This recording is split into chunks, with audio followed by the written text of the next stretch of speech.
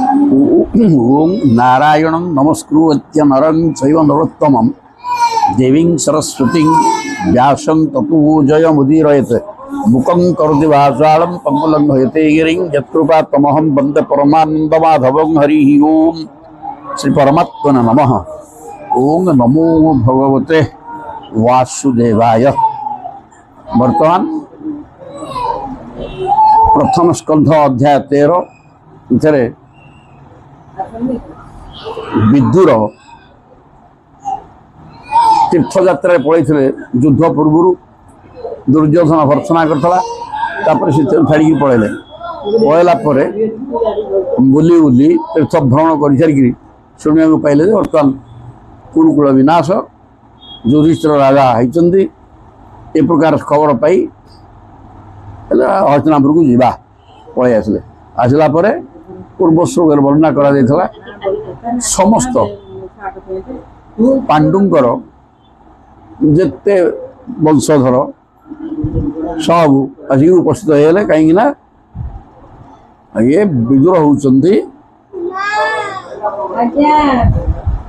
धर्मराज निजे जम एवं धर्म तांका पाखे थिला न्याय थिला एवं से मंत्री ही गिरथिले समस्त कल्याण चिंता करथिले किंतु बुझी पारलेन जाफळे से पळिथिले तेणु से आसी जुआरु समस्ते उपस्थित होइथिले तापर कोन हला देखिबा प्रत्युजग्मु प्रहर्षेण प्राणं तन्नो इवागतम सत्य जेमती समस्त प्राण छाड़ी जाइथिला विदुर पळै आसिले प्राण पशिगला समस्त देहरे एई प्रकार अवस्था हला तेणु समस्त राजभवन थी समस्त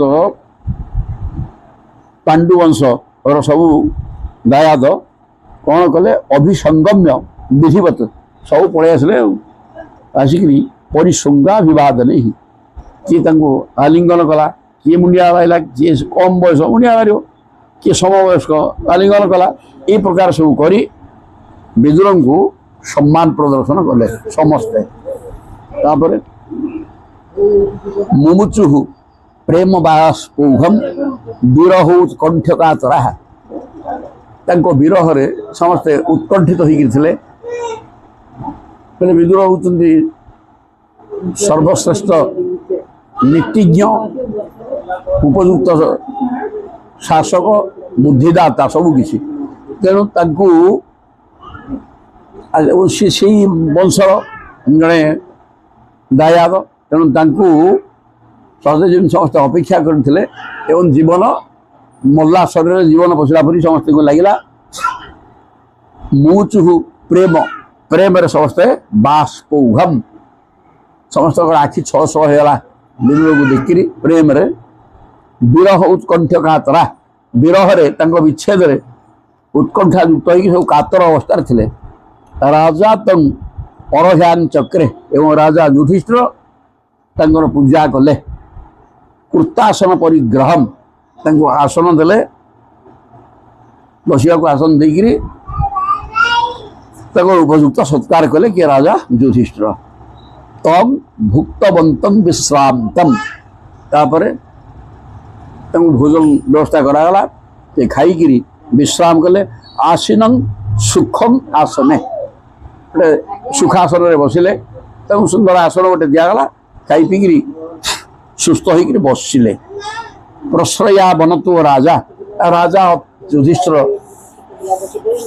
धर्मप्राण कृष्णमय होकर था विनीत तेणु सी नम्रतार सहित कृतांजलि पुटरे राजा प्राह तेषांच शून्य समस्ते शुणिया अवस्था युधिष्ठिर कहले कौन कहले युधिष्ठिर उवाच अपि स्मरथ नो जुष्ट पक्ष छाया समेधितान विपत गणात विषाग्नि आदेह मोचिता जत समाद्रुका बर्तमान हे विदुर जी तुम्हें ही आमको मन पकाउल कि नहीं ओह जुष्मत पक्ष छाया समेधितान कौन करी गोटे पोक पशिगला जुष्वत पक्ष छाया आपणकर गोटे पक्षकार थाए पक्षीर तेणु पक्षीर छाया पक्षीर पक्ष छाया दिए तेणु आपण आम मानकर पक्ष आश्रय करथिले जदिओ कौरव मानकर बुद्धिदाता थिले मंत्री किंतु सदा बेले आपण जानिकी रखिथिले जे एमाने दुरात्मा नष्ट चरित्र एवं केवल क्षति करवा एक काम पांडव मान भाया धर्मात्मा क्षति करवा तेणु आपण आम पक्ष को स्वीकार करके आमको सपोर्ट करके रही आपणकर बाहु छाया तले आम रही जाफल आम बंची पार्लु समेधितान आमर जो वृद्धि है मेधा मैंने वृद्धि है ना विषल दिखाई दाह सबुथ आपण आमको सुरक्षा देते विपद गणात अनेक विपद गोटे नुह अनेक विपद आपण ही आमको रक्षा कर विष दिया अग्नि आदि मोचिता जत सौ मातृका खाली आम 5 भाई कि नुह आमर माँ कुंती सहित 5 जन जाक आमको सपोर्ट कर सपक्ष रही आपण आमको बारंबार उद्धार कर तीक्ष्ण बुद्धि कौटी कौन हो मंत्री हिसाब से आपण को सबू जना किंतु जी शत्रु सी आपड़ जानते जापारती किंतु आपण को सबू जना ये प्रकार होकर आपण आम मान उद्धार कर कौन भूल ना तापर कहले जया वृत्तिया वर्तितम बह चरद्भि क्षितिमंडलम तीर्थानि क्षेत्रपुख्यानि सेवितानि इह भूतले आपण इह अश्विन जगती संसार रे कि भूतल परिभ्रमण करी सारा पृथ्वी बुलिकी तीर्थानि क्षेत्रमुख्यानि तीर्थ बोले जल को बुझे पवित्र नदी जल क्षेत्र कहले जो प्रभुंकर श्री विग्रह रही ए प्रकार अनेक पीठ जो प्रभु अच्छा एवं अनेक तीर्थ आपण बुली जदि बुलिले मैंने खाई तो बंचा आवश्यक हेल्थ हो पारे तेणु जया वृत्तिया वर्तितम बह चरद बिहि क्षितिमंडलम ये क्षितिमंडल माने पृथ्वी भितर बुलिया समय कौन वृत्ति शब्द अर्थ भरण पोषण व्यवस्था पेट पाटणा कथा कौन करुले कौन करी खाऊले केमिका ये कथाटा प्रश्न कले आप तो अनेक तीर्थ बुली एवं अनेक क्षेत्र जो देवता आसती देवता क्षेत्र भी बुली किंतु खाई पी कौन खाई पीकर केमी अवस्था रोते ये कथाटा प्रश्न कले भवत विधा भागवता तीर्थभूता स्वयं विभो आपण कौन तीर्थ करेंगे प्रभु आपण ही तीर्थभूता आपण ही निजे तीर्थ एक कथा गंगा कही भगीरथ कहले प्रभु मु पलैबी ये जिते पापी से गाधेकरी से पाप छाड़े फल मो पाप ग्रहण करें ना केमी गोटे पानी देहरे लुण कि चीनी आम गोड़ा गोड़ से से चीनी की लुण नहीं पार जमा हो सेमती मु पाप ग्रहण करी किसी भूल ना कि से पाप एमती रही आ पाप ग्रहण कर पानी भर लुण गोड़े एमती परिस्थिति आस आउ लुण सी ग्रहण कर ना ये अवस्था सृष्टि हो तेणु से मो पाप मु हटेबी कि मो पाप केमी हटो से सी कही ये आमर भगीरथ जे भवत विधा भागवता आपण पापी गुड़ाक गाधे पुणी पुण्यात्मा गाधेगा ना नहीं ना हाँ पुण्यात्मा गाधेला फल पुण्य फल पुण्य कर्मर फल द्वारा आपणकर पाप जली पड़ी ध्वंस हो पुणी पाप ग्रहण कर क्षमता आपणकर आसो ये कथाटा सुंदर भाव में कहुई तेणु पवित्रात्मा माने तीर्थ कौन भी करेंगे तीर्थटा द्वारा तीर्थीभूत तीर्थ हो जाए जे पवित्रांतकरण कृष्णमय होकर रही हृदय स्थेन गदा भृता जे गदाधर भगवान कृष्ण को मन भर धारण ये तो लिखा है से बाटा तीर्थी कुर्बंते तीर्थानी स्वांतस्थेन गदाभृता निजर अंतर रे थिबा गदाभृता गदाधारी भगवान कृष्ण को जो भक्त धारण करके रही तीर्थी कुर्बंती तीर्थानी से माने तीर्थरे स्नान करने फल तीर्थर महत्व बढ़े तीर्थर तीर्थत्व बढ़ी जाए कारण तीर्थरे पापी मान स्नान करी पाप बहुल हो जाए से तीर्थ आउ माने गंगा पाप ग्रहण कर क्षमता नष्ट थाए किंतु भगवान कृष्ण मय होकर जार हृदय रही से माने तीर्थरे स्नान करने फल से पाप क्षय हो जाए ये कथा कहुई एवं ये मध्य ये गुली गप नाई रूप एक कथा हम कि भगवान तो क्षमता अच्छी ना नहीं नेले पाप क्षय हो तेणु सी जहाँ हृदय विराजमान कर भक्त से भक्त ही स्वयं भगवान भगवान ठार भिन्न सी नुह कहीं ता भर से भगवान को धरी नहीं तेणु सी जदि स्नान कला सीधा सड़क भगवान को शरीर सहित संपर्क है तीर्थर जहाँफल पाप पड़ ये कथाटा सुंदर भाव कहला एवं यह विज्ञान सम्मत ये आलुआ पेशन नुह कि एपट सेपट कथा नुह सीधा कथा प्रभु तो पाप क्षय एकमात्र देवता आ तेणु सी स्नान कले जीव कड़े प्रभु जी भक्त से कौन गोटे टोपे कम नुह जय जगन्नाथ कहते इत्युक्तो धर्मराजेन सर्वं समवर्णयत ये कथा धर्मराज प्रश्न करते आगे से वर्णना कले यथानुभूतम क्रमशः बिना जदुकूल क्षयम हाँ बोली सब तीर्थ बोलली जो जहाँ मिलला कौन गोटे खाई बुले आ कौन कर तेरे बिना जदुकूल क्षयम सबू सी जानते जदुकूल ध्वंस हो सारा भगवान आहांती सबू जानी कहले एमाने एते दुख भोगिले जीवन आक बर्तमान कृष्ण नाहांती शुणिले टिके आनंद असंति किसी दिन है ये भगवान पलैले शुणिले कौन हम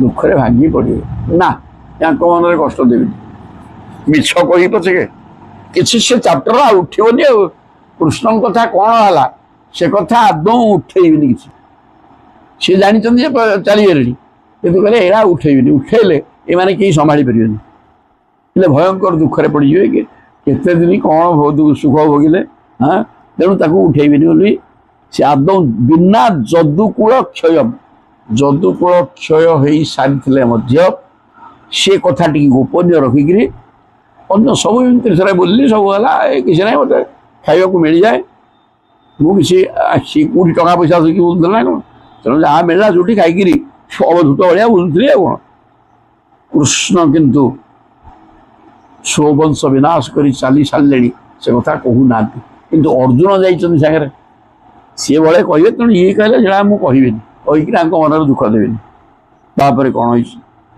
ननु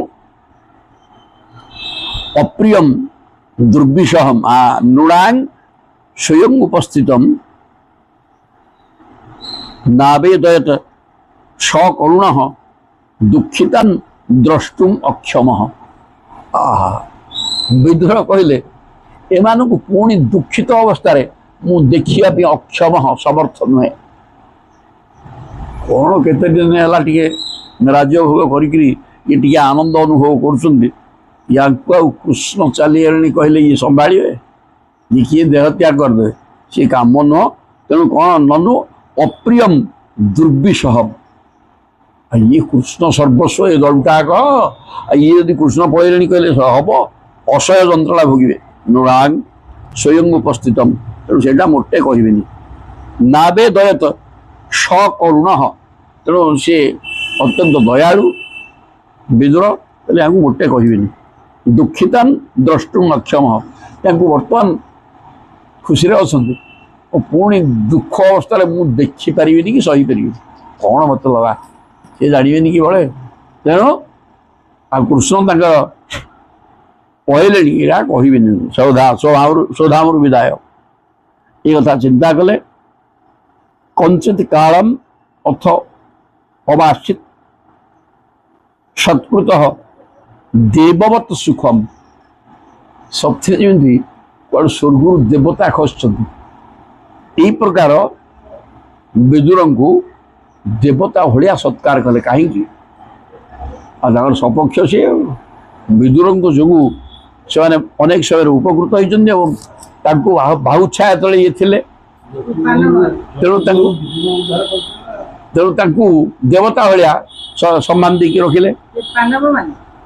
ହଁ ଯୁଧିଷ୍ଠିର ହଉଛି ଆଉ ଭ୍ରାତୁ ଜ୍ୟେଷ୍ଠ ଶ୍ରେୟସ୍କୃତ ସର୍ବେଷାଂ ସୁଖଂ ଆବହନ। ଭ୍ରାତୁ ଜ୍ୟେଷ୍ଠ ଭ୍ରାତା ଶ୍ରେୟସ୍କୃତ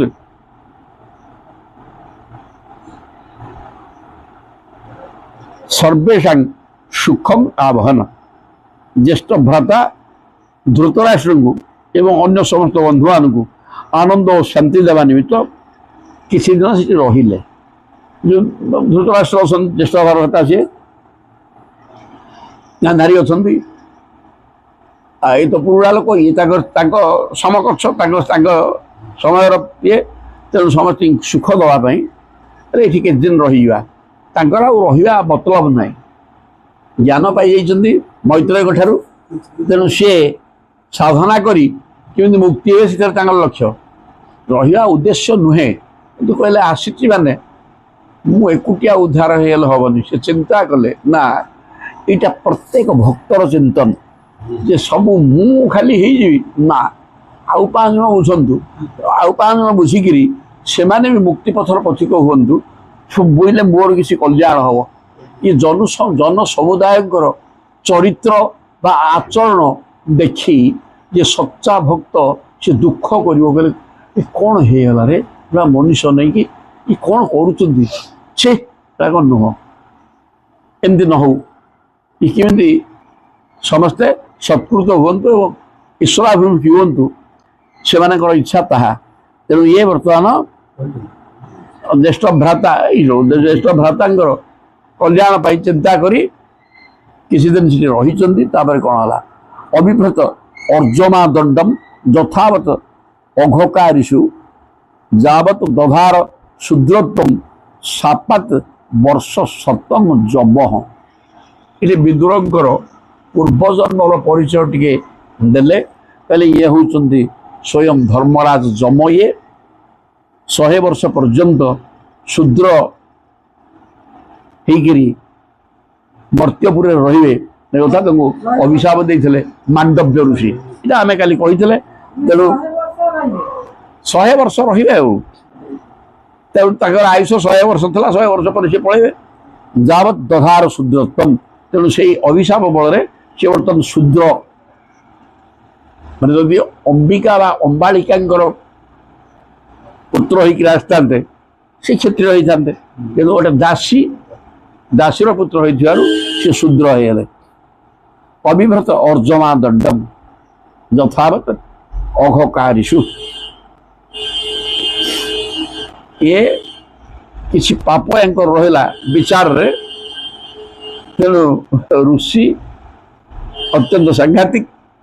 ତେଣୁ ତୁମର ବିଚାର ଠିକ ହେଲାନି। ମୋ ଭଳିଆ ଲୋକକୁ ଶୁଣିଦେବାର କିଛି ପ୍ରଶ୍ନ ନଥିଲା। ତୁମେ ବିଚ୍ଛେଦ ଦେଲ। ତାଫଳରେ ତୁମେ 100 ବର୍ଷ ହେଇଯାଅ ଶୂଦ୍ର ଏବଂ ପୃଥିବୀରେ ଯାଇକି ରହ। ଯୁଧିଷ୍ଠିର ଲବ୍ଧରାଜ୍ୟ ଦୃଷ୍ଟ୍ୱା ପୌତ୍ରମ୍ କୁଳମ୍ଭରମ୍। ଯୁଧିଷ୍ଠିର ରାଜ୍ୟ ଲାଭ କରିବା ପରେ ନିଜର ପୌତ୍ର ମାନେ ପୁତ୍ରର ପୁତ୍ର ଅଭିମନ୍ୟୁଙ୍କର ପୁତ୍ର ପରୀକ୍ଷିତ ଯିଏକି ବଂଶରକ୍ଷକ ତାକୁ ଦେଖିକିରି ଭ୍ରାତୃଭି ଲୋକପାଳୈ ମୁମୁଦେ ପରୟାଶ୍ରିୟା। ଲୋକପାଳ ସଦୃଶ ନିଜର ଭାଇମାନେ।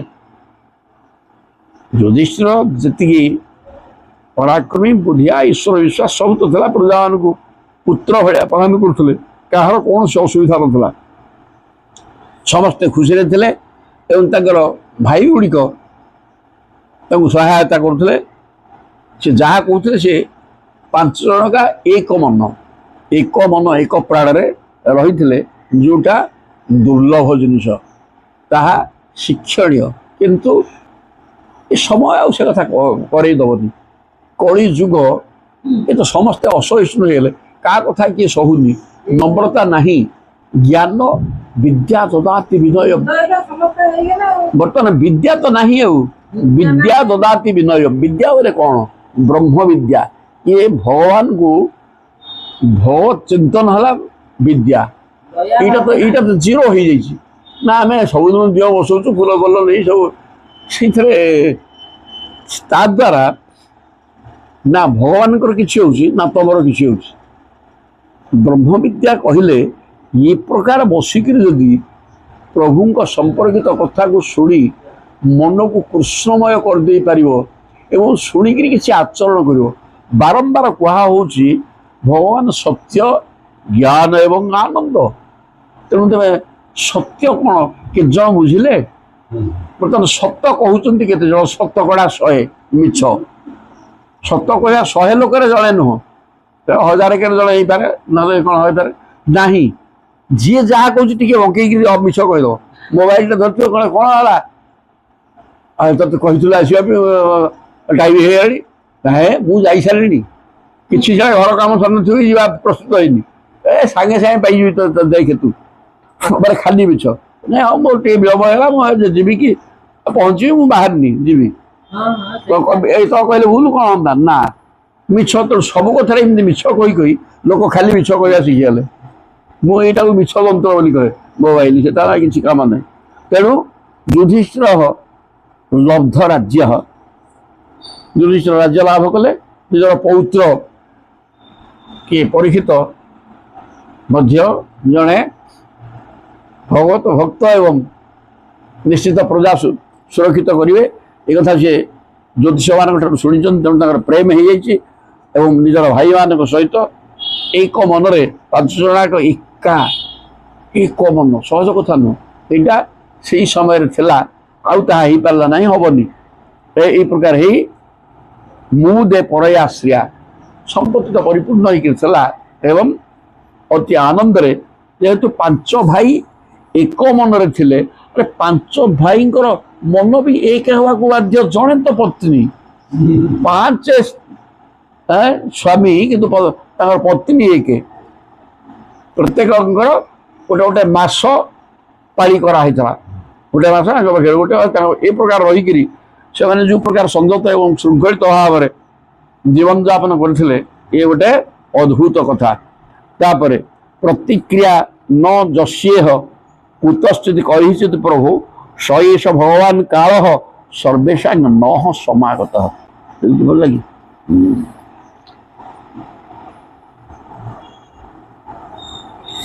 ପଳେଇଲା ଇଏ କୁଆଡ଼େ ପ୍ରସଙ୍ଗ ହରିଗଲା। ଯୁଧିଷ୍ଠିର କହିଲେ, ଶ୍ରୀ ଭୋଗ କଲେ। ତାପରେ କହୁଛନ୍ତି ଏବଂ ଗୃହେଷୁ ଶକ୍ତାନାଂ ପ୍ରମତ୍ତାନାଂ ତଦିହୟା ଅତ୍ୟକ୍ରାମତ ଅଭିଜ୍ଞାତଃ କାଳଃ ପରମ ଦୁସ୍ତରଃ। ଏଠି ଆମେ ପ୍ରତ୍ୟେକ ଗୃହସ୍ଥାଶ୍ରମ ଭିତରେ ମଜ୍ଜିକିରି ରହି ସଂସାର ଭିତରୁ ସୁଖ ଆସ୍ୱାଦନ କରି ଏ ପ୍ରକାର ଗତି କରୁଛେ। ମହାକାଳ ଗୋଟେ ପ୍ରବାହ, ନଦୀ ପ୍ରବାହ ଭଳିଆ ସେ ଗତି କରି ଚାଲିଛି। ସୂର୍ଯ୍ୟ ଉଦୟ ହେଲେ ଅସ୍ତ ହେଲେ, ପୁଣି ଉଦୟ ହେଲେ ଅସ୍ତ, ଏମିତି ହେଇକିରି ପ୍ରବାହ ଚାଲିଛି। ଏବଂ ତା ଭିତରେ ମହାକାଳଙ୍କର କାମ ହେଲା କାହାକୁ ନିର୍ଦ୍ଦିଷ୍ଟ ସ୍ଥିତିରେ ରଖେଇ ଦେବେନି। ସିଏ ଯେମିତି ଗତିଶୀଳ, ଜଗତକୁ ସେମିତି ଗତି କରେଇବେ। ସମସ୍ତଙ୍କର ଆୟୁଷ କ୍ଷୟ ହେଉଥିବ, ଶାରୀରିକ ପରିବର୍ତ୍ତନ ହେଉଥିବ, ଏସବୁ କରିକି ସିଏ ଗତି କରୁଥିବେ। ଏବଂ ଗୃହେ, ତେଣୁ ଗୃହରେ ଆସକ୍ତ ହୋଇକି ରହିଥିବା ଏ ମନୁଷ୍ୟ ଗୁଡ଼ାକ ପ୍ରମତ୍ତାନାଂ ତଦିହୟା ଅତ୍ୟକ୍ରାମତ ଅଭିଜ୍ଞାତଃ। ଭଗବାନଙ୍କୁ ଚିନ୍ତନ କରିବା ମୋଟେ ଜିରୋ। କେବଳ ଗୃହସ୍ଥାଶ୍ରମ ଭିତରେ ରହି ସଂସାରଟା କେମିତି ସୁରୁଖୁରୁରେ ଚାଲିବ, ଟଙ୍କାଟା ଆସିବ, ଖର୍ଚ୍ଚ ହେବ, ଖାଇବା ପିଇବା, ଭଲ ମନ୍ଦ, ଡ୍ରେସ୍ ପୋଷାକ ପତ୍ର, ଏହି ପ୍ରକାର ସଜେଇ ହେବା, ଏଥିପ୍ରତି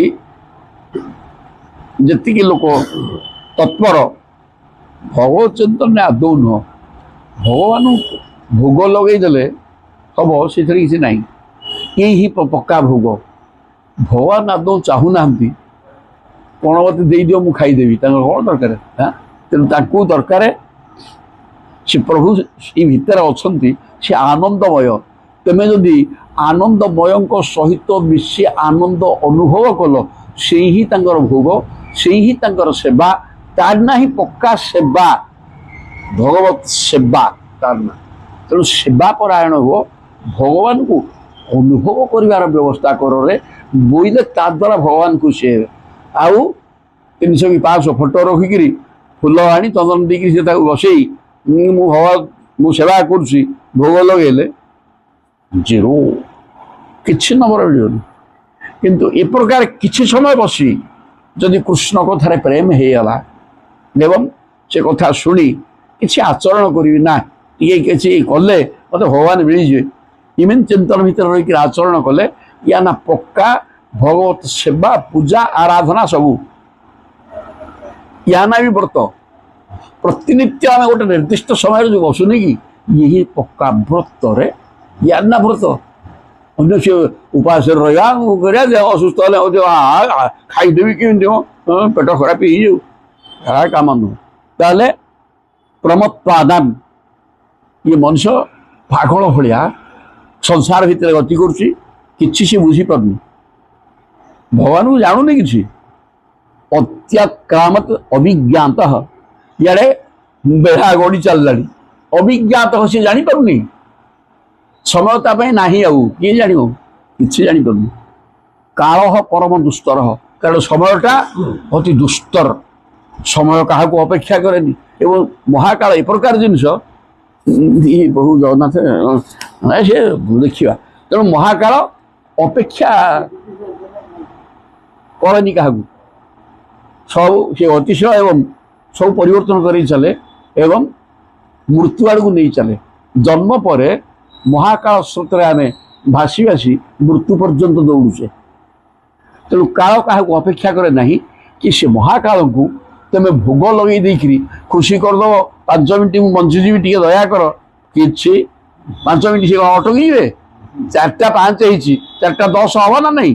4:10ରେ ତୁମେ ଯିବ, ତାକୁ କହିବ ଟିକେ ରହିଯା, ରହିକରି ମୁଁ ସେଟା ଶିଖିନି, ମୁଁ ତ ଅତିଶୟ ଚାଲିବି, ତ ରହିବି କ'ଣ? ତେଣୁ ମୁଁ ଗତି କଲାବେଳେ ତୁ ବି ଗତି କରିବୁ ରେ। ଯେତେ ଯେତେ ମହାକାଳ ଗତି କରିବା ସହିତ ଇଏ ସମସ୍ତ ଜଗତ ଗତି କରୁଛି, ସବୁ ଗଛ ଲତା ସମସ୍ତଙ୍କର ସମୟ ଦିନେ କଟିଯାଉଛି, ଆଗକୁ ଆଗକୁ ବଢ଼ି ଚାଲିଛନ୍ତି, ମୃତ୍ୟୁ ଆଡ଼କୁ ମାଡ଼ି ଚାଲିଛନ୍ତି। ଏଇ ହେଲା ଜଗତଟା, ଏଠି କିଛି ନାହିଁ, ପୁରା କିଛି ନାହିଁ, ଏକମାତ୍ର ପ୍ରଭୁ ଅଛନ୍ତି। ଏବଂ ତାଙ୍କ ଭିତରେ ମଜ୍ଜିକି ରହିଲେ ଆନନ୍ଦ ହିଁ ଆନନ୍ଦ ମିଳିବ, ନହେଲେ ଆଉ ପାଠ କିଛି ନାହିଁ।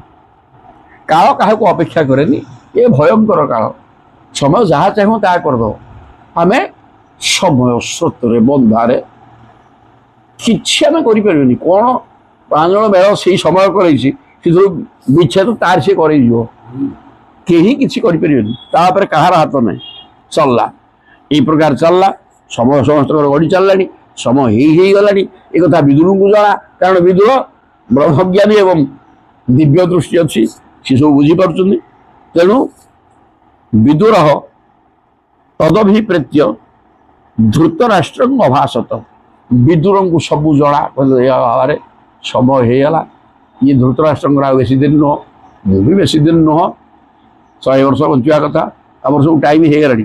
ତେଣୁ ଟାଇମ୍ ହେଇଗଲା ପରେ ଆଉ ସଂସାର ଭିତରେ ଲଟପଟ ହେବା କ'ଣ ଦରକାର? ଏକପଟିଆ କେମିତି ଭଗବାନଙ୍କୁ ଧରିବା, କେଉଁ ସାଧନା କଲେ ଭଗବାନଙ୍କୁ କେବଳ ଧରିକି ରଖିହେବ, ସେଇ ପ୍ରକାର ସାଧନାରେ ରହି ଭଗବାନଙ୍କୁ ପାଇବା, ଏହା ଏକମାତ୍ର ପାଠ ମଣିଷ ପାଇଁ। ଟାଇମ୍ ହେଇଗଲା ଆମେ ଜାଣିଦେଲେ ଏବଂ ତାପରେ କେବଳ ଭଗବାନଙ୍କୁ ଧରିକି ରଖିବା। ତେଣୁ ଧୃତରାଷ୍ଟ୍ରଙ୍କୁ ସେ କହିଲେ ରାଜନ୍ ନିର୍ଗମ୍ୟତାଂ ଶୀଘ୍ରମ୍ ପଶ୍ୟ ଇଦମ୍ ଭୟଂ ଆଗତମ୍। ହେ ରାଜନ୍, ଧୃତରାଷ୍ଟ୍ରଜୀ ସେ ତ ରଜା ଥିଲେ, ଇଏ ସଦାବେଳେ ତାଙ୍କୁ ରାଜନ ବୋଲି ସମ୍ବୋଧନ କରୁଥିଲେ, ତେଣୁ ଏବେ ମଧ୍ୟ ସେ କଥା ଛାଡ଼ିନାହାନ୍ତି। ବିଦୁର କହିଲେ ବିଦୁର ଯେହେତୁ ଦାସୀପୁତ୍ର, ସେ ସମ୍ମାନ ଦିଅନ୍ତି, ଜ୍ଞାନୀ ଲୋକ ସମସ୍ତଙ୍କୁ ସମ୍ମାନ ଦେବା ଶିଖିଛି, ସେ ସମସ୍ତଙ୍କୁ କୃଷ୍ଣ ଦେଖିବ ଆଉ।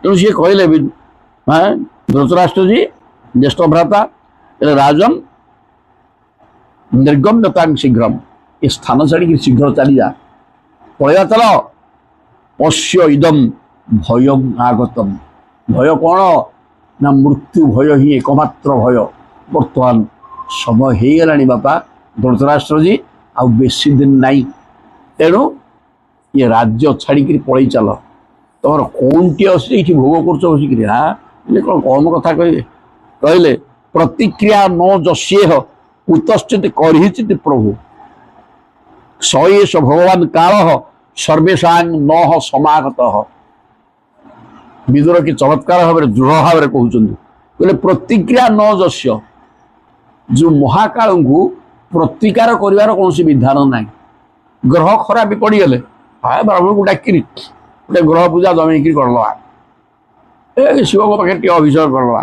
सी ग्रह शांति हो किसी उपशम हो किंतु महाकाल समय होगला आज डेट्रे आमको जावाक पड़ो ताकू अटकैबार कौन प्रतिकार नहीं पूजा कले हेनी होम यज्ञ कले हेनी कि कले हेनी प्रतिक्रिया न जस्य इह कि अश्विन जगती संसार रे जो महाकाल महाकाल गति अवरुद्ध कर कौन क्षमता कार नहीं काल गति कर खाईजे चाटिदेवे समस्त तेणु तार प्रतिकार नहीं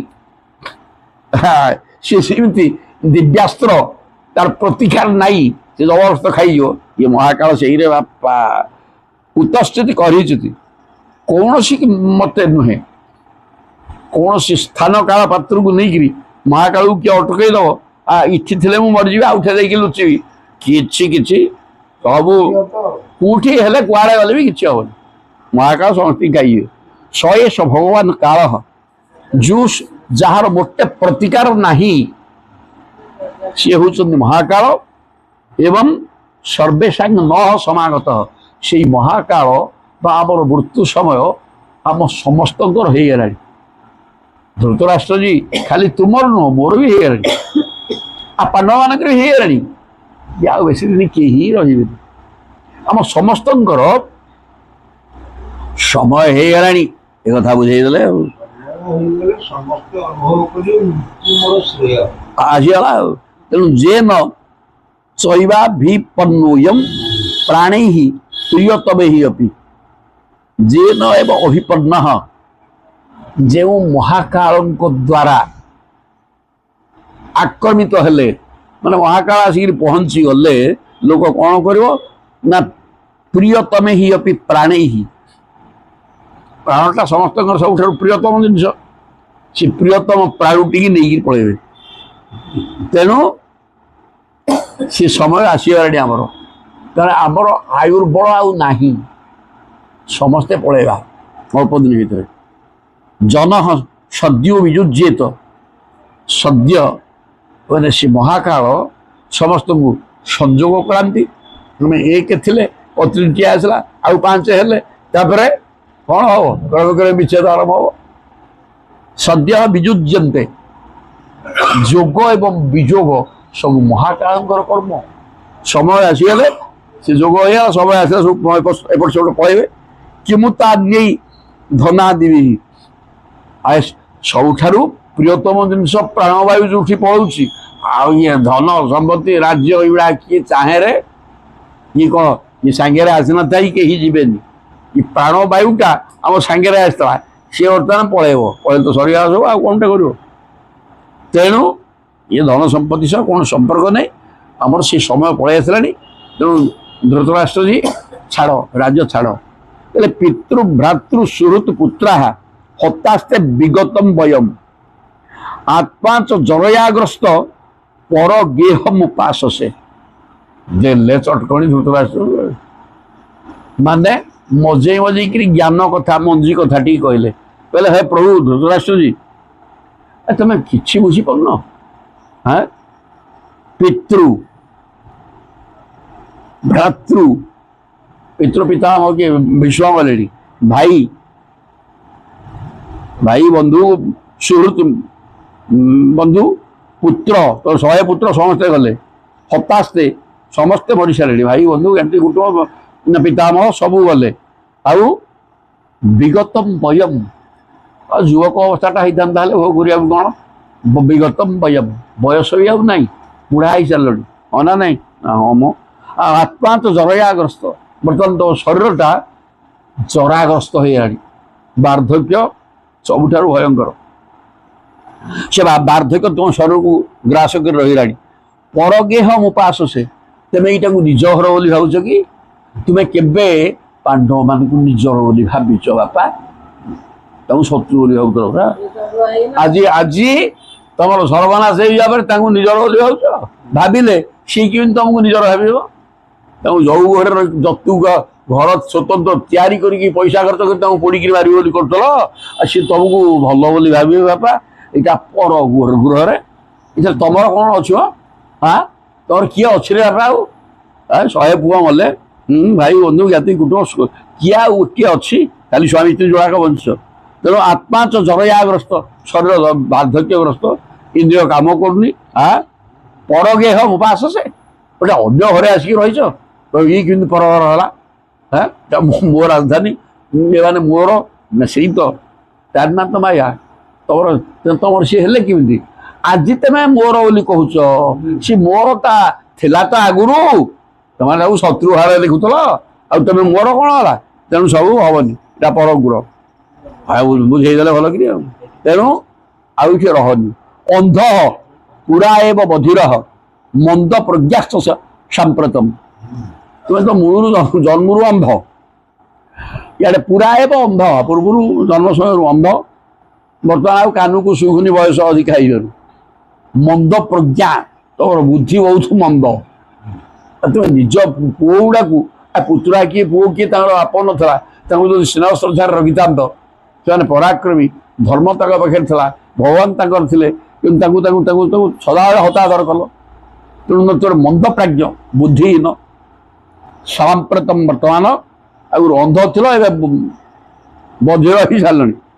ହେଲେ ବୁଦ୍ଧି ମନ୍ଦ, ବିଶୀର୍ଣ୍ଣ ଦନ୍ତ, ଦାନ୍ତ ଭାଙ୍ଗି ସାରିଲାଣି, ତାକୁ ବାଟି ହେଇଗଲାଣି। ମନ୍ଦାଗ୍ନି, ଅଗ୍ନିବାଦ୍ୟ ହେଇଗଲାଣି, ଖାଇଲେ ଜୀର୍ଣ୍ଣ ହଉ ନାହିଁ। ଆଉ ସରାଗ କଫ ମୁଦ୍ ବହନ, ବର୍ତ୍ତମାନ କଫ ବାହାରିଲାଣି। କଫ ଅଧିକ ହେଇଗଲାଣି। ସରାଗ କହିଲେ ଶବ୍ଦ ସହିତ, ବର୍ତ୍ତମାନ ଶବ୍ଦ କରିକିରି ଘୋ ଘୋ ଠୋ ଠୋ ଖାସୁଛ, କଫ ବାହାରୁଛି। କଫ ଶେଷ ଅବସ୍ଥାରେ ବେଶୀ ଆସେ, ଯୋଉଟା ମୃତ୍ୟୁର ପୂର୍ବାଭାସ, ଏସବୁ ଧଇଲାଣି। ତଥାପି ତମର ହଉନି, ଅଗ୍ନିବାଦ୍ୟ ହେଇଗଲାଣି, ଖାଇଲେ ଜୀର୍ଣ୍ଣ ହଉନି। ଆଗରୁ ଅନ୍ଧ ଥିଲେ, କାଲା ହେଇସାରିଲାଣି। ବୁଦ୍ଧି ମନ୍ଦ, କାହା ପ୍ରତି ତମେ ଭଲ ଭାବ ରଖିନ, ନା ଆଜି ତାଙ୍କୁ କ'ଣ ବନ୍ଧାଇଛ ପୁଅ ବୋଲି କହିକି? ସବୁ ବୁଝେଇଦେଲେ ଆଉ। ଅହୋ ମହିୟସୀ ଜନ୍ତୁ ଜୀବିତା ସା ଯଥା ଭବାନ। କି ଉଦାହରଣ ଦେଇକିରି କହିଲେ, ଯଥା ଭବାନ। ତମକୁ ଦେଖୁନ ତମର କି ମନ୍ଦ ବୁଝି, ବଞ୍ଚିବାର ଆଶା କେତେ ପ୍ରବଳ, ବର୍ତ୍ତମାନ ଆହୁରି ପୁଣି ତେ ବଞ୍ଚିବା ଆଶା କରୁଛ। ଘର ଘରାଣି କଫ, ଆଖିକି ଦିଶୁନି, ଅନ୍ଧ ତ ମୂଳରୁ, କାନକୁ ଶୁଭୁନି, ଖାଦ୍ୟ ଜୀର୍ଣ୍ଣ ହଉନି, ଶରୀର ଦୁର୍ବଳ, ତଥାପି ବଞ୍ଚିବାର ଆଶା। ଅହୋ ମହିୟସୀ ଜନ୍ତୁ। ତେଣୁ ଇଏ ସମସ୍ତ ଜନ୍ତୁମାନଙ୍କର ବଞ୍ଚିବାର ଆଶା ଭୟଙ୍କର। ତୁ ମରି ଭଳିଆ ବୋଲି ଉଦାହରଣ ଦେଇଦେଲେ, ବୋଲେ ଯଥା ଭବାନ। ତୁମର କ'ଣ ଆଉ ଅଛି? ତଥାପି ତୁମେ ବଞ୍ଚିବାକୁ ଚାହୁଁଛ ଏଠି ପର ଘରେ ରହିକିରି। ଆଉ ଗୋଟେ ପାଠ ରହିଲେ ବଡ଼ ଢିକ୍ ଚଟକଳ, ସେ ଦାନ୍ତ ଛଡ଼ିଗଲା, ଆଉ ଯୋଡ଼ିଲା ଯାହା ଥିଲା। କହିଲେ ଭୀମା ଏଇଠି ତ ଆଉ ଭୀମା ପ୍ରବର୍ଜିତମ୍ ପିଣ୍ଡମ୍ ଆଦତ୍ତେ ଗୃହପାଳବତ। ଗୃହପାଳ ମାନେ କୁକୁରରେ, ଯୋଉ ଭୀମକୁ ବିଷଣକୁ ଦେଇଥିଲ, ଯତୁ ଘରେ ଯାହା କରିବା କଥା ବ୍ୟବସ୍ଥା କରିଥିଲ, ସିଏ ଭାରି ପରାକ୍ରମୀ ଏବଂ ଗଣ୍ଠି ପଇକି ରହିଥିବ କଥାକୁ, ସିଏ ତମକୁ ପ୍ରେମରେ ଆଣି ଖାଇବାକୁ ଦଉଛି।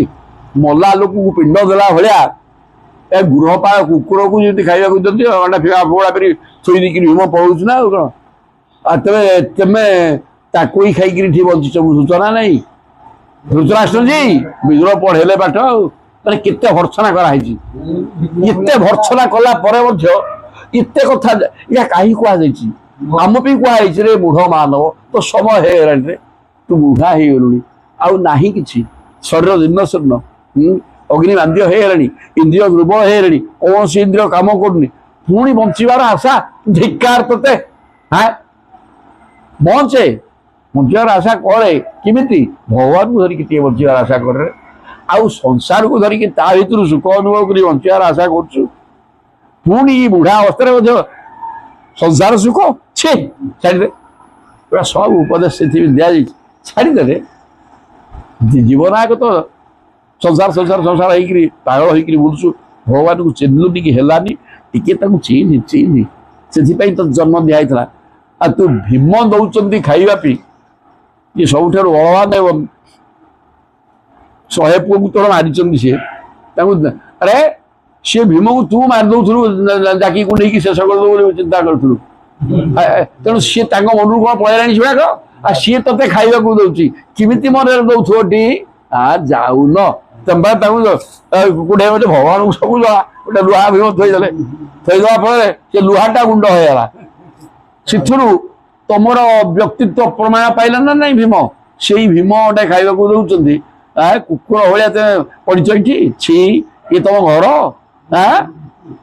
छे छे छे छे छे से तुमको आदर कर अलग कथा किंतु तुम्हें चिंता कर मुझे ठीक थी तो जदि ठीक नहीं ये मुझे ठीक नुह एक चिंता कर तुम पुणी बचार आशा डाक भगवान को पढ़ाई लगे पाठ आम केवल कहुई बापा आम बयस होगा तेणु ये भागवत आमको उपदेश दौरान जहाँ करे बापा ये भागवत धर्म ही सर्वश्रेष्ठ धर्म हौ से घंटे आसिक बसे कि शुणु कि बुझु कि आचरण करे मत पाईजु रे आ तू जो धारा पड़ी कर्म करछु से धारा छाड़ी दे राधा हो जा धारा छाड़ी दे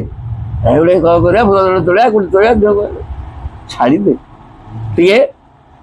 कि ना मो तोर इष्ट देवता भगवान कृष्णकर स्वरूप को फटोटे रखी खाली रूप चिंतन भितर को नहीं स्पष्ट भाव में देखे ये कले सब कि साधना दरकार नहीं मंत्र दरकार नहीं रे कि दरकार नहीं आ ये जो फटो रखी पूजा जीरो माइनस माइनस हमारे कि तू देवता होता कि नहीं कहीं पूजा कर जय जगन्नाथ मत पाठ तेणु भीम ते पिंड दौची कुकुर भाया कुकुर आगे खाद्य थोड़ा भी गिड़ी बसु ठीक हाँ छाड़ अग्नि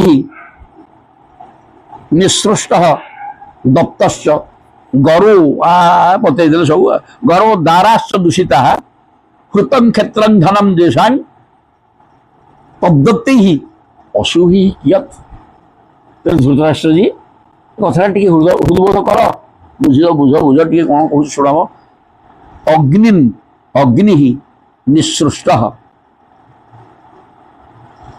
बर्तमान गोटे जौ घर तुम तैयारी कर हाँ ना नहीं पैसा खर्च कर राजकोष हाँ मारिया षड्यंत्र कर ना हाँ सीड़ा कौन मन पड़े हबनी रे आ दत्तष्ट गरह भीम को गरल खाया से भीम तक भूलिजे दाराश्च दूषिता पांचर एकमात्र पत्री द्रौपदी तुम असम्मान कल सी 5 जन कहीं क्या कम नुहरे सी भाविले केते बड़ वीर है ध्वंस करदे कारण सपक्ष कृष्ण अच्छा स्त्री की तुम गोलमाल कल आ सी स्त्री भी जाता नुह यज्ञ कुंडु अग्नि सी उत्पन्ना हाँ ये भाया जो द्रौपदी तुम असम्मान कर धिक्कार तुमको धृतराष्ट्र जी या सब मन पड़ुनी जा तुम्हें जहाँ एत भयंकर कथा सब कर सी कौन गंडे दौर खाई बसु तु ये हृतम क्षेत्र पशा खेल राज्य अपहरण कल धन संपत्ति नहीं गल जे साइड पत्नी की असदाचरण कल तत्दत्त ही से हाथ टेका अन्नरे तुम्हें बंचिच धिक्कार तुम बंचा या अपेक्षा न खाई मरीजा उत्कृष्ट नुहे कि बुझेदे विदुर या कर समय हो सारा ଆଉ ବସିକିରି ଏଠି କ'ଣ କରିବୁ?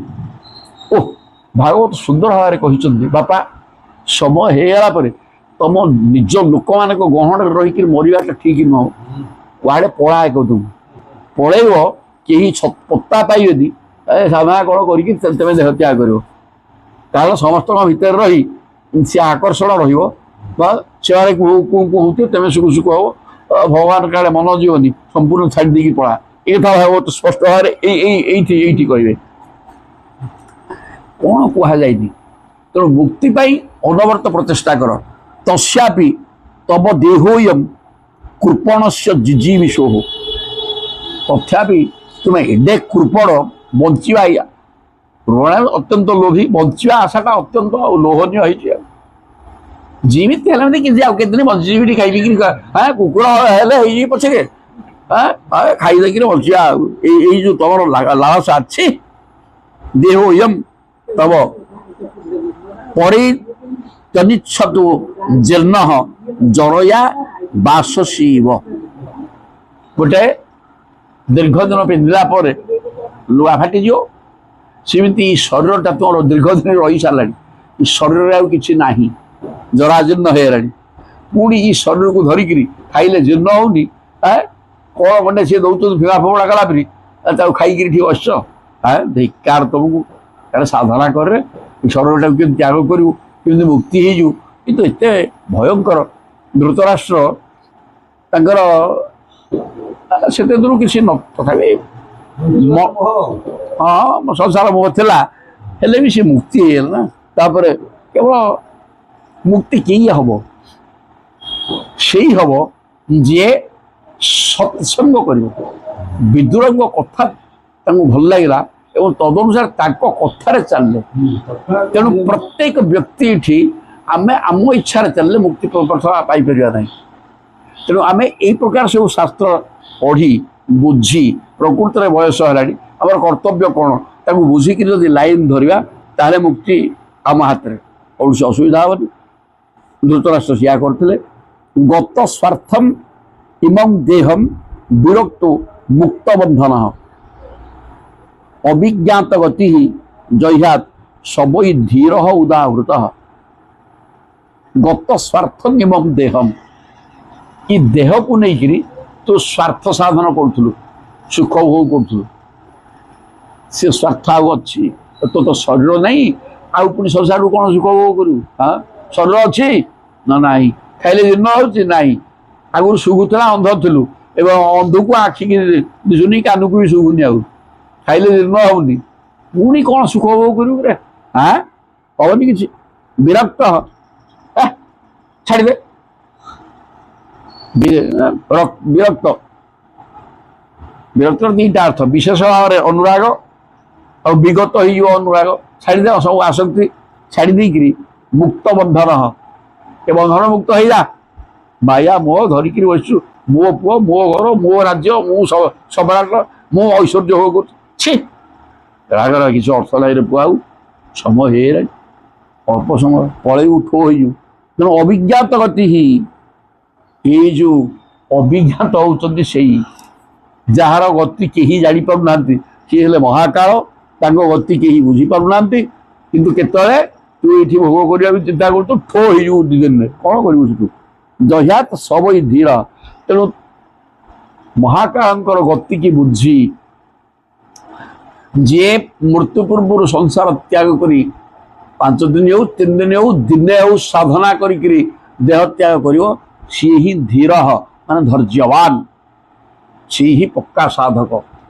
ପରୀକ୍ଷିତ 7 ଦିନ ସାଧନା କଲେ, ଦେହ ତ୍ୟାଗ କଲେ, ପକ୍କା ସାଧକ। ହଉ, ମୁକ୍ତି ହେଇଗଲା। ତେଣୁ ଏଇ ପ୍ରକାର କରିବା ଉଚିତ। এইটা ବିଦୁର କେବଳ ଧୃତରାଷ୍ଟ୍ରଙ୍କୁ କହୁଛନ୍ତି ତାହା ନୁହଁ, ଇଏ ସମସ୍ତ ବୟସ୍କ ବ୍ୟକ୍ତି ଯାହାର ଯିଏ ଯୁବକ ଅଛି ତା ବାଟରେ ସଂସାର କରୁଛୁ, କିନ୍ତୁ ଭଗବାନ ଟିକେ ଶୁଣୁଛୁ, କରୁଛୁ, ଟିକେ ଟିକେ ମନ ଥାଉ, ତାପରେ ପୁଣି 50 ବର୍ଷ ପରେ ତା ଚିନ୍ତା ସିଏ କରିବ। କିନ୍ତୁ ଯାହାର ବୟସ ହେଇଗଲାଣି 60, 70, 75, 80 ଯାଏଁ, କେତେ ଦିନ ଆଉ କିରେ ବାପା, କେତେ ଦିନ ଯିବୁ ନା ନାହିଁ? ନା ନା, ଯିବାକୁ ପଡ଼ିବ। ସମସ୍ତେ ଯାଇଛନ୍ତି ନା? ହଁ, ତୁ ଯିବୁ ନା? ନିଶ୍ଚିତ ଯିବି। ଏ କଥା ବୁଝୁଛୁ ତ ନା ଟିକେ ଟିକେ ବୁଝୁନି ବୋଧେ ଇଆଡ଼େ ମାୟା ଖାଇ ଦେଉଛି ଭୋଗ କରିବା ଆହୁରି ପୁଣି ଭୋଗ ଲାଗ ନା ଯିବା ଛାଡ଼େ। ତେଣୁ ବର୍ତ୍ତମାନ କ'ଣ କରେ ଜହ୍ୟାତ ସବୁ ତୁ ଯିଏ କଥା କରିକି ସବୁ ଛାଡ଼େ ସିଏ ହିଁ ଧୀର। ଜହ ଶୋକାତ ପରତୁ ବେହ বা ইহ জাত নির্বেদ আত্মবান হৃদি কৃত্বা হরিং গেহাত প্রব্রজত সহ নরোত্তম। মুহে শোধে শোধিলে তোর ভোগলা ବର୍ତ୍ତମାନ ବି ମେଣ୍ଟେନି ତମର ଇନ୍ଦ୍ରିୟ ଦୁର୍ବଳ ସବୁ କିଛି କାମ କରୁନି ଆଉ ଖାଇଲେ ଜିର୍ଣ୍ଣ ହଉନି ଏଠି ବସିଛ। ତାପରେ କହିଲେ ଜହ ଆଉ ଟିକେ ଶୁଣ ଜହ ଶୋକାତ ପରତୁ ବା ଯେଉଁ ବ୍ୟକ୍ତିଟା ନିଜ ବୁଦ୍ଧି ଖର୍ଚ୍ଚ କରି ହଉ ବା ପରଠୁ ଶୁଣିକିରି ହଉ ଅନ୍ୟ ଜ୍ଞାନୀ ବ୍ୟକ୍ତିର କଥାକୁ ଶୁଣି ହଉ ତାର ପରିବର୍ତ୍ତନ ହେଇଗଲା ବୋଲେ ବୁଝିଗଲା ଯେ ନା ପ୍ରକୃତିରେ ସମୟ ହେଇଗଲାଣି ଆଉ ହବନି ଛାଡ଼ିକିରି ଯିବାଟା ଠିକ୍ ନିଜ ବୁଦ୍ଧିରେ ସହଜରେ ହବନି। ତେଣୁ ଏ ସତ୍ସଙ୍ଗ ମାଧ୍ୟମରେ ବିଦୁର ବର୍ତ୍ତମାନ ଧୃତରାଷ୍ଟ୍ରଙ୍କ ଭଳିଆ ବଦ୍ଧ ଜୀବକୁ କହିବାରୁ ଆଉ ସେ ତାକୁ ବୁଝିଲେ।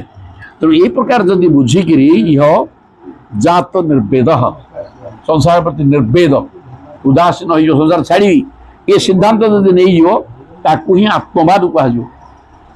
ଜୀବନାୟକ କିଛି କରିନୁ କିନ୍ତୁ ବର୍ତ୍ତମାନ ଶେଷ ମୁହୂର୍ତ୍ତରେ ଯଦି ଜଣେ ସଦ୍ଗୁରୁ ପାଇକିରି ତା କଥାକୁ ଗ୍ରହଣ କରି ସଂସାର ପ୍ରତି ଉଦାସୀନ ହୋଇ ସଂସାର ତ୍ୟାଗ କରିବା ପାଇଁ ଇଚ୍ଛା କରିନେଲୁ ତାହା ମଧ୍ୟ ପୁରା ଆତ୍ମଜ୍ଞାନୀ ଆତ୍ମବାଦ ତାକୁ କୁହାଯିବ। ତେଣୁ ବର୍ତ୍ତମାନ ଏଇ ସମୟ ଅଛି ମରିନ ତ ଆଉ କ'ଣ ଟାଇମ୍ ହେଇଗଲାଣି। ତେଣୁ ଯେତିକି ଦିନ ଅଛି ସେତିକି ଦିନ ସାଧନା କରିକି ଆମେ ମୁକ୍ତି ହେଇଯିବା। ହୃଦି କୃତ୍ବା ହରିଂ ତାହେଲେ କ'ଣ କରିବ ସେ ଲୋକଟା ନା ହରିଂ ହୃଦି କୃତ୍ବା ଗୋଟେ ତ ପାଠ କୃଷ୍ଣମୟ କରିଦେ ମନଟାକୁ ବୁଦ୍ଧିଟାକୁ କୃଷ୍ଣମୟ କରିଦେ କରିଦେଇକିରି ଗେହାତ ପ୍ରବ୍ରଜତ ଘର ଛାଡ଼ିକି ପଳା। ଘରେ ରହିବା ଠିକ ନୁହଁ। ଏ ସବୁ ଜ୍ଞାତି କୁଟୁମ୍ବ ବନ୍ଧୁବାନ୍ଧବ ଭିତରେ ହେଇକିରି ମଲା ଆସିକି ତତେ ଦୁଃଖ ତାଙ୍କୁ ଦୁଃଖ ତୁ ହେବା ହେବା ଏମିତି ହେବେ ଆଉ ତୁ ପୁଣି ମାୟା ଜାଲରେ ପଶିଯିବୁ। କେହି ନଥିବେ ତୋର ତୁ ପଡ଼ିକିରି ଯାହାର କେହି ନାହିଁ କରିବ କ'ଣ ସେ ଜବରଦସ୍ତ ପ୍ରଭୁଙ୍କୁ ଡାକିବ ଜବରଦସ୍ତ କୃଷ୍ଣମୟ ହେଇଯିବ। ତେଣୁ ସେଇ ପ୍ରକାର ହେଇକିରି ତୁ ଦେହ ତ୍ୟାଗ କରିବାର ବାଟ କରରେ ଆଉ ଏଠି ବସିକିରି ବନ୍ଧୁବାନ୍ଧବ ଜ୍ଞାତି କୁଟୁମ୍ବ ବେଳରେ ସେଇଭଳିଆ ହବନି ଶାନ୍ତିରେ ମରିପାରିବୁନି। ଇଏ ଘର ଦ୍ୱାର ଛାଡ଼ିକିରି ଆତ୍ମବାନ ହେଇଯା ପ୍ରଭୁଙ୍କୁ ହୃଦୟରେ ଧାରଣ କରି ପ୍ରବ୍ରଜତ ସହ ନରୋତ୍ତମ। ଶେଷ ଅବସ୍ଥାରେ ଯିଏ ଘର ଦ୍ୱାର ଛାଡ଼ିକିରି କୁଆଡ଼େ ପଳାଏ କାହାକୁ ଜଣେଇବନି କହିବନି ବିଲକୁଲ କୁଆଡ଼େ ପଳେଇଥିବ ସେ ଯାଇକି ସିଆଡ଼େ ସିଆଡ଼େ ମରିବ ତାର ସେ ବୋଲେ ସିଏ ହିଁ ପ୍ରକୃତରେ ମାନେ ଏ କଥାଟା ବି ସୁନ୍ଦର ଭାବରେ ଭାବ କହୁଛନ୍ତି।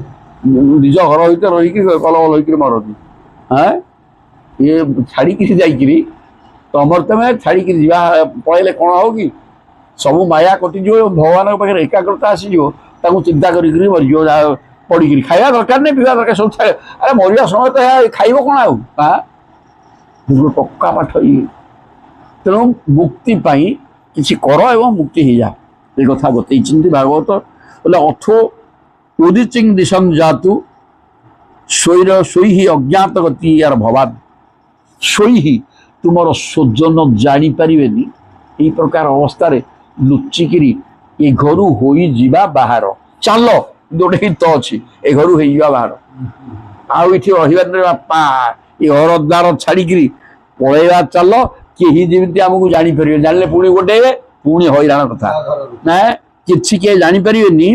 ଇତଃ ଅର୍ବାକ ପ୍ରାୟଶଃ କାଳ ବର୍ତ୍ତମାନ ଆଉ କାଳ ଆମର ପରାଙ୍ଗମୁଖ ହେଇସାରିଲାଣି ବିମୁଖ ହେଇଗଲାଣି। ସମୟ କହୁଛି ପଳେଇବୁରେ ତୋର ସମୟ ହେଇଗଲା କ'ଣ କରିବା କଥା କର ନହେଲେ ମରେ। ତେଣୁ ପୁଂସାଙ୍ଗ ଗୁଣ ବିକର୍ଷଣ ଏଇ ଯେଉଁ ସମୟ ଯିବା ଆସିବା ବେଳ ଏ ପୁରୁଷର ଯାହା ବି ଟିକେ ଗୁଣ କ'ଣ ଥିବ ସେ ଗୁଣ ବିକର୍ଷଣ ମଲା ଆସିକି ବେଶୀ ଚିଡ଼ିଚିଡ଼ିଆ ହେବ ଅସହିଷ୍ଣୁ ହେବ ଆହୁରି ଯାଉରି କଥା କହିବ କାହାକୁ ଶୋଧୁଥିବ ଏମିତି ଗୋଟେ ହେଇକିରି ଘର ଆଗକୁ ସମସ୍ତଙ୍କୁ କଲବଲ କରିବ। ତେଣୁ ତାହା ଅପେକ୍ଷା ଏ ଘର ଦ୍ୱାର ଛାଡ଼ି ବିଲକୁଲ ପଳେଇବା ଚାଲ କେହି ଜାଣିବେନି ଏ କଥା ବତେଇଲେ।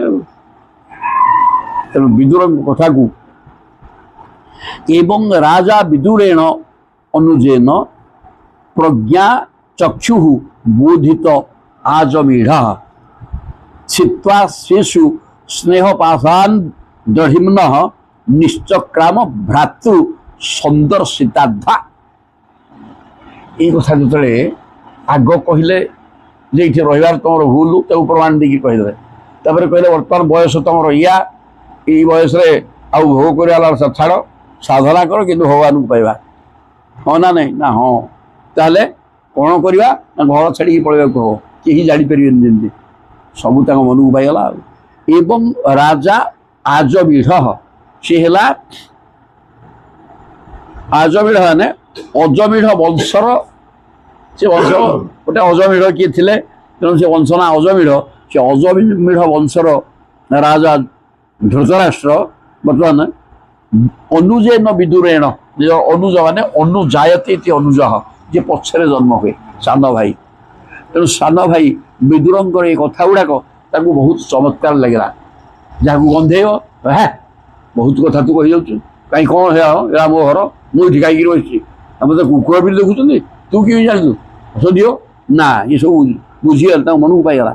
तेणु प्राज्ञ चक्षु तर ज्ञान चक्षु को विदुर उन्मोचन कले ज्ञान चक्षु मुद्रित होता यही जो कथा गुड़ा कहले ज्ञान ये ज्ञान बल ज्ञान उद्रेक होगा बोले हाँ करवा।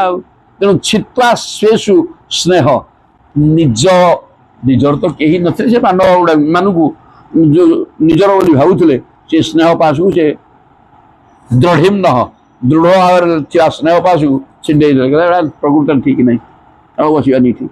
निश्चक्राम भ्रातृ संदर्शिताध्वा भाई सान भाई विदुर कहवा अनुसार संदर्शिताध्वा जो बाट देखले से बाटर माड़ी जावाक प्रस्तुत होगा ठीक तुम जहाँ कह भाई ठीक बापा मत नहीं पढ़ा कुआड़े रात पलैबा आज उठिक आउ काली कहीं देखिए टाइम प्रकृत एक बुझीगले। पति प्रयांत सुबल से पुत्री तांकर सुबल होचंती राजा से गांधार कांदाहार बर्तमान कांदाहार ता ना बोधे अच्छी गांधार ता ना गांधार कांदाहार कन्या होचंती किए गांधारी बोपांग ना सुबल सुबल पुत्री गांधारी पतिंक्रांतम सी पाखे पाखे था सी बुझीगले स्वामी पलैबे घर छाड़ी पतिव्रता साध्वी चानुजगाम मु पतिव्रता तुम मु अंध नईकि तुम अंध बोलिक आगे पटे भिड़िक बस मु साध्वी पतिव्रता तुम पलैब मु कौन घरे बस मु भी सांगे जीवी ये कथा सी सिद्धांत करदे। तेणु हिमालय न्यस्त दंड प्रहर्षम हिमालय गोटे विशेषण देले जे दंड न्यस्त दंडम जे सन्यासी हव एवं प्रभु को पाइबा आनंद आनंद प्रभु को पाइबा चिंता करियो से लोक एका हिमालय को जाई परियो। तेणु हिमालय एक प्रकार गोटे स्थान से केवल सन्यासी मानू आश्रय दिए आस इठी बस पाइजा भगवान को ये प्रकार मनस्विना इव सप्त संप्रहार महायोद्धा मानकर सन्यास दंड ग्रहण कर सन्यासी मान पक्षरे हिमालय पर्वत श्रेणी हर्षकारक अटे। सन्यासी मान हिमालयटा आनंददायक गृहस्थाश्रमी से पारनि तेणु जी सन्यासी हम सी ही से जीव। तेणु एमाने ए तो सब सन्यास ग्रहण कले संसार तक लगिलानी तेणु चलले सियाड़े। तेणु कौन है ना अजात शत्रु अच्छी टाइम ठीक है तो हैं और कितना पड़ेगा अजात शत्रु अजात शत्रु हूँ कौन जार आदौ शत्रु सृष्टि होना किए से युधिष्ठिर समस्त मित्र ଭାବ କିଏ ତାଙ୍କ ପ୍ରତି ଶତ୍ରୁତା କଲେ ବି ତାକୁ ସେ ମିତ୍ର ବୋଲି ଦେଖୁଛନ୍ତି। ତେଣୁ ତାଙ୍କର କୌଣସି ଶତ୍ରୁ ନାହିଁ। ସିଏ କ'ଣ କଲେ କୃତ ମୈତ୍ର ମିତ୍ର ମାନେ ସୂର୍ଯ୍ୟ ସକାଳୁ ଉଠି ସ୍ନାନ କରି ସୂର୍ଯ୍ୟ ଉପାସନା କଲେ। ହୁତାଗ୍ନି ଅଗ୍ନିରେ ଆହୁତି ଦେଲେ। ବିପ୍ରାନ୍ ନତ୍ୱା ବ୍ରାହ୍ମଣମାନେ ଆସିକି ପହଞ୍ଚି ଯାଇଥିବେ ତାଙ୍କ ସବୁ ଟାଇମ୍ ଅଛି ଏତିକି ଟାଳେ ପ୍ରଭୁ ନିତ୍ୟକର୍ମ ସାରିକିରି ଦାନ ଦିଅନ୍ତି। ସେତିକିବେଳେ ଯିଏ ନବା ଲୋକ ପହଞ୍ଚିଥିବେ ଏବଂ ତାଙ୍କୁ ସିଏ ଦାନ କଲେ। କ'ଣ ଦେଲେ ନା ଗୋ ଭୂମି ରୁକ୍ମୀ ଗାଈ ଭୂମି ରୁକ୍ମାନ ସୁନା ଏସବୁ ଦେଇ ସାରିକିରି ବ୍ରାହ୍ମଣମାନଙ୍କୁ ଘୁଷିକିରି ଛାଡ଼ିଲେ। ଆଗ ସୂର୍ଯ୍ୟ ଉପାସନା, ତାପରେ ଅଗ୍ନିରେ ଆହୁତି, ତାପରେ ବ୍ରାହ୍ମଣମାନଙ୍କୁ ଦାନ ଏସବୁ କରିସାରିଲା ପରେ ଗୃହମ୍ ପ୍ରବିଷ୍ଟ ଗୁରୁ ବନ୍ଦନାୟ। ତାହେଲେ ଗୁରୁ ଅଛନ୍ତି, ପିତାମାତା ଗୁରୁ ନା, ତେଣୁ ଇଏ ତାଙ୍କର କେହି ନାହିଁ। ତେଣୁ ତାଙ୍କୁ ବନ୍ଦନା କରିବା ପାଇଁ ପାଦ ବନ୍ଦନା କରିବା ପାଇଁ ପ୍ରତ୍ୟେକ ଦିନ ଏଇ କାମ ସିଏ କରନ୍ତି। ତେଣୁ ଏ କଥା ସରିଲା ପରେ ସିଏ ଚାଲିଲେ ଯେଉଁ ଜାଗାରେ ଧୃତରାଷ୍ଟ୍ର ଗାନ୍ଧାରୀ ଅଛନ୍ତି ଏବଂ ବିଦ୍ରୋହୀ ବି ଅଛନ୍ତି ଏବଂ ସେଠିକି ଯିବାର ବ୍ୟବସ୍ଥା କଲେ। ନ ଚ ଅପଶ୍ୟତ ପିତରଉ ସୌବଳିଞ୍ଚ। ଆଉ ସେଠି ଯାଇକି ଦେଖନ୍ତି ପିତରଉ ଦିବଚନ ହେଇଛି, ନା ଧୃତରାଷ୍ଟ୍ର ନା ବିଦୁର କେହି ନାହାନ୍ତି। ସୌବଳି ମାନେ ସୁବଳ ପୁତ୍ରୀ ଗାନ୍ଧାରୀ ବି ନାହାନ୍ତି। କହିଲେ ଆରେ 3 ଜଣ କୁଆଡ଼େ ପଳେଇଲେ। ତେଣୁ ବ୍ୟତିବ୍ୟସ୍ତ ହୋଇପଡ଼ିଲେ। ତତ୍ର ସଞ୍ଜୟ ହେଉଛନ୍ତି ସାରଥୀ, ତାଙ୍କର ମନ୍ତ୍ରୀ ତାଙ୍କ ପାଖରେ ସଦାବେଳେ ଥାନ୍ତି। କାରଣ ଧୃତରାଷ୍ଟ୍ରଙ୍କ ପାଖରେ ସେ ସଞ୍ଜୟ ଯୁଦ୍ଧକ୍ଷେତ୍ର କଥା ବର୍ଣ୍ଣନା କରିଥିଲା ନା, ଦିବ୍ୟ ଦୃଷ୍ଟି ତାକୁ ଦିଆହେଇଥିଲା। ତେଣୁ ସଞ୍ଜୟ ସଦାବେଳେ ଥାନ୍ତି। ତେଣୁ ଇଏ 3 ଜଣଙ୍କ ପାଖରେ ସଞ୍ଜୟ ବି ଥିଲେ। ଆଉ ସଞ୍ଜୟକୁ ବର୍ତ୍ତମାନ ଯୁଧିଷ୍ଠିର ଦେଖିଲେ ଏବଂ କହିଲେ ତତ୍ର ସଞ୍ଜୟ ଆସୀନମ୍, ସେ ବସିଛନ୍ତି ଅପ୍ରଚ୍ଛ ଉଦ୍ବିଗ୍ନ ମାନସ, ଅତି ଉଦ୍ବିଗ୍ନ ଚିତ୍ତ, କୁଆଡ଼େ ଗଲେ କ'ଣ ହେଲା। ତେଣୁ ସଞ୍ଜୟଙ୍କୁ ପଚାରିଲେ ଗାଲ ବଲଗେଳ କୋ ନହ ତାତ ବୃଦ୍ଧ ହୀନସ୍ତ ନେତ୍ରୟୁ। ଗାବଲଗଣ ମାନେ ଗାବଲଗଣଙ୍କ ପୁଅ ହେଲେ କିଏ ସଞ୍ଜୟ। ଗାବଲ ଗଣ ବୋଲି କୁହାଗଲା, ତାହେଲେ ସେ ଗୋଟେ ଗୋଷ୍ଠୀ। ସେ କ'ଣ ଜିନିଷ ସେ ଭିତରେ ପଶିବାନି। ଆଉ ଗୋଟେ କଥା କ'ଣ, ଏଇଟା ଗପ କଥା, ଜ୍ଞାନ ଆମକୁ ଦରକାର। ତେଣୁ ସିଏ ଯାହା ହଉ, ଇଏ ବର୍ତ୍ତମାନ ସଞ୍ଜୟଙ୍କ ବାପ ନାଁ କୁହାଗଲା ଗାବଲଗଣ, ସିଏ ହଅନ୍ତୁ। ତେଣୁ ସେ ସଞ୍ଜୟ ବର୍ତ୍ତମାନ ସେଠି ଥିଲେ। ତାଙ୍କୁ ଇଏ ପ୍ରଶ୍ନ କଲେ ଉଦ୍ବିଗ୍ନ ମନରେ, କହିଲେ ହେ ପ୍ରଭୁ ନହ ତାତଃ ବୃଦ୍ଧ ମୋର ପିତା, ଜ୍ୟେଷ୍ଠ ପିତା ଧୃତରାଷ୍ଟ୍ର ବୃଦ୍ଧ, ନେତ୍ରୟୁ ହୀନ। ଯଦି ଯୁବକ ହୋଇଥାନ୍ତେ କୁଆଡ଼େ ଗଲେ, ହଁ ଗଲେ। ଏକରେ ଆଖି ନାହିଁ, ତେଣୁ ଯିବା ସାମର୍ଥ୍ୟ ତାଙ୍କର ନାହିଁ। ଦ୍ୱିତୀୟରେ ବୃଦ୍ଧ, ଚାଲିପାରୁନାହାନ୍ତି, ଆଖି ନାହିଁ। ଇଏ ଗଲେ କେମିତି, କୁଆଡ଼େ ଯିବା କଥା ନୁହଁ। ତେଣୁ ଇଏ ଗଲେ କୁଆଡ଼େ ମୋତେ କହ। ଅମ୍ବାଚ ହତପୁତ୍ରାଳତା, ମୋର ମା ଗାନ୍ଧାରୀ ଯିଏ 100 ପୁତ୍ରର ଜନନୀ, ବର୍ତ୍ତମାନ ଗୋଟିଏ କିଏ ବଞ୍ଚି ନାହାନ୍ତି। ତେଣୁ ପୁତ୍ରମାନଙ୍କର ବିନାଶ ଫଳରେ ସିଏ ମଧ୍ୟ ଅତ୍ୟନ୍ତ ଦୁଃଖିତା। ପିତୃଭ୍ୟ, ସିଏ କୁଆଡ଼େ ଗଲେ। ତାର ପିତୃଭ୍ୟ, ମୋର ପିତାଙ୍କର ସାନ ଭାଇ ବିଦୁର ଏଇଠି ଥିଲେ, ସେ ବି ଜ୍ଞାନୀ। କୋ ଗତ ସୁହୃତ, ସେ ଆମର ନ୍ୟାୟିତ୍ରୀ ନିଜ ଲୋକ, ସୁହୃତ ମାନେ ବନ୍ଧୁ ମିତ୍ର, ଆମର ସୁରକ୍ଷା ଦାୟିତ୍ୱ ତାଙ୍କ ଉପରେ ଥିଲା। ସିଏ ବି କୁଆଡ଼େ ପଳେଇଲେ। 3 ଜଣ କେହି ନାହାନ୍ତି। ଅପି ମଇ ଅକୃତ ପ୍ରଜ୍ଞେ, ଏମାନେ କ'ଣ ମୁଁ ତାଙ୍କୁ କ'ଣ ଅସତ୍କାର କଲି। ଏମାନେ ଏଇ ପ୍ରକାର ଚିନ୍ତା କରିକି ପଳେଇଲେ ମୋତେ ଛାଡ଼ିକିରି। କ'ଣ ମୁଁ ଅନ୍ୟାୟ କଲି, କ'ଣ ଆଚରଣ ଭୁଲ କଲି ଯାହାଫଳରେ ସବୁ ଛାଡ଼ିକି କୁଆଡ଼େ ପଳେଇଲେ।